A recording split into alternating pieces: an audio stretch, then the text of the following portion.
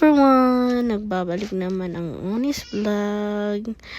Ito is, naglalaro si Raiden sa arcade. Dito kasi, may arcade dito, pero malayo-layo unti sa amin. Yan, nagsasayaw sila ng best friend niya. Yan, best friend sila, classmate pa yan sila. Kapit-bahay pa. Kaya yan, ang close na friend niya. O, diba? Ang enjoy nila. Hindi nila alam nung ginagawa nila. Basta ang alam nila is tinatapakan yung araw.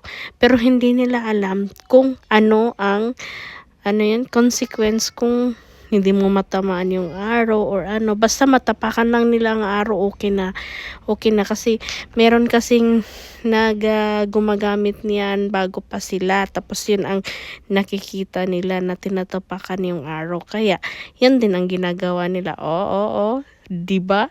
Ang galing nilang dalawa. Salamat sa panonood.